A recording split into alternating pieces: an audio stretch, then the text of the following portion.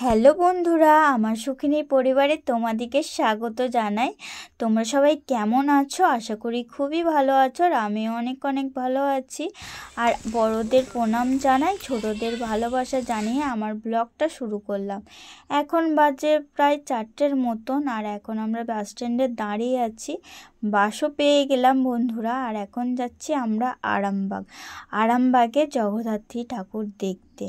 আর আরামবাগে নাকি আমার বাপের বাড়ি যেহেতু আরামবাগ, তার জন্য আরামবাগের থেকে আসতে হবে। তো এখন আরামবাগ থেকে অনেকটা আসতে হয় আমাদের বাড়ি।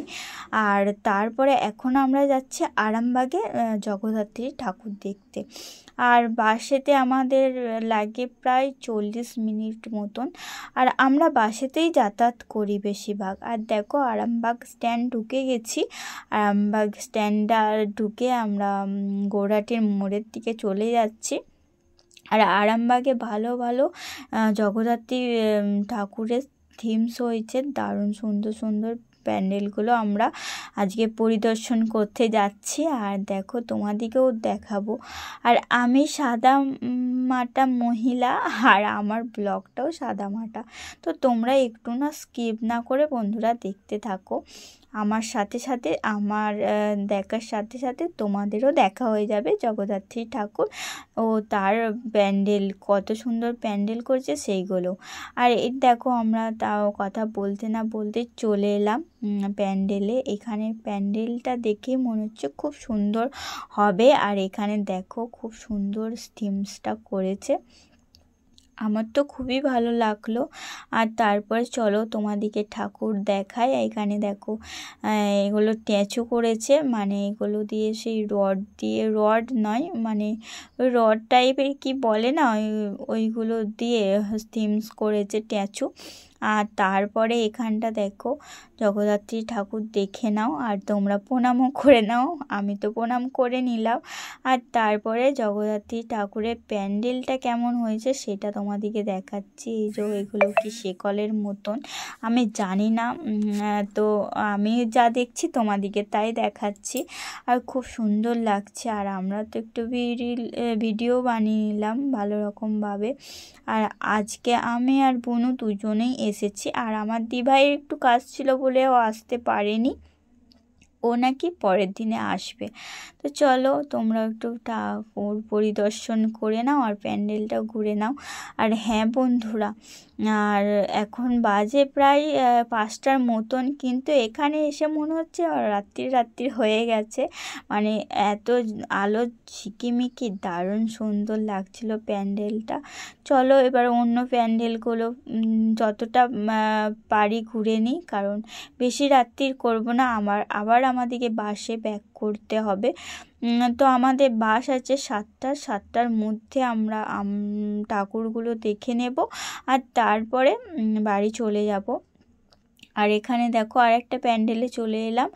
আর এই থিমসটা হচ্ছে প্যারিসের বুর্জ খলিফা।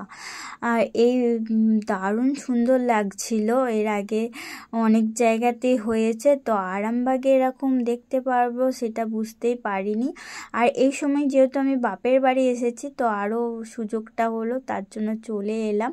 আর আমার কিন্তু আসার একদমই মন ছিল না, মানে আমার ভালো লাগছিল না শরীরটা।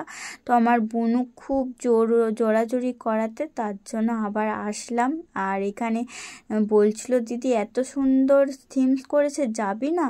আমি বললাম চল তাহলে ঘুরে আসি। আর এখানে দেখো, খুব সুন্দর লাগছে। আর লাইটের যখন কায়দাগুলো মানে আলোগুলো পড়ছে তখন আরও সুন্দর লাগছে।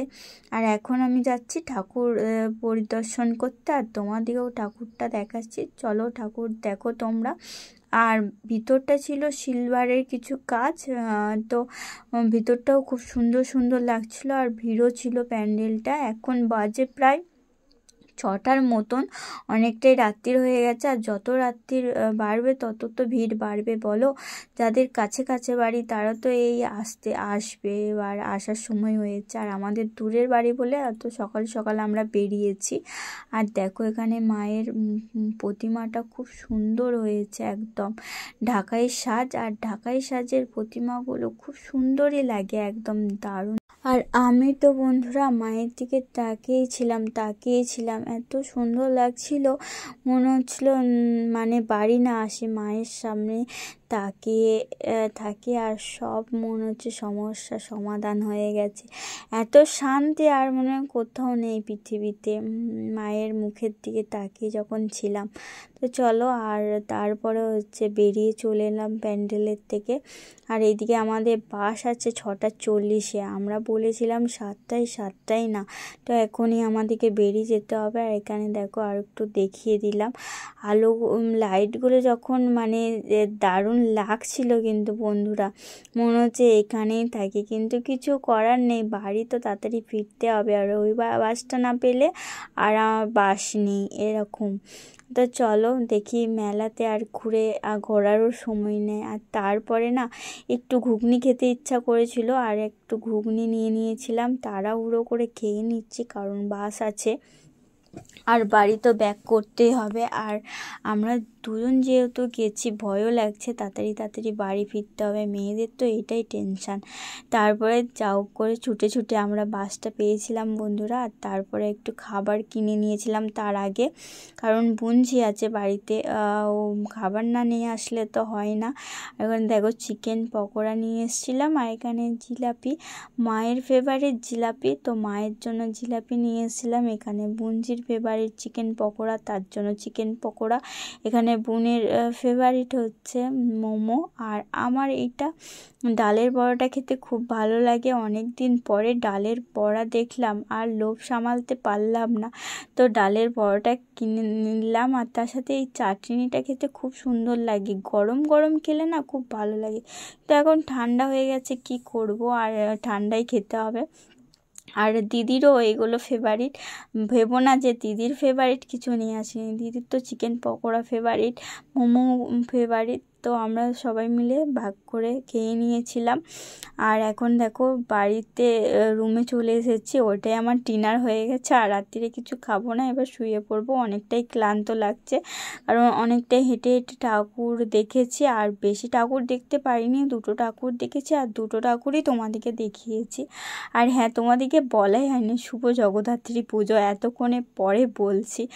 আর চলো আর বেশি বকবক করবো না, আমার ভিডিওটা এখানে শেষ করলাম। আমার ভিডিওটা কেমন লেগেছে অবশ্যই কমেন্ট করে বলবে, ভালো লাগলে একটা লাইক করে দিও, লাইক কমেন্ট শেয়ার সাবস্ক্রাইব করে দিও, আর অনেক ভালোবাসা দিও, অনেক পাশে থেকো। আবার একটু নতুন ব্লগে তোমাদের সাথে দেখা হচ্ছে, ততক্ষণের জন্য তোমরা ভালো থেকো, সুস্থ থেকো, আর সবাইকে ভালো রেখো। আজকের মতন গুড নাইট, টাটা। বন্ধুরা, তোমাদের কেমন জগদ্ধাত্রী পুজো কাটলো জানাবে।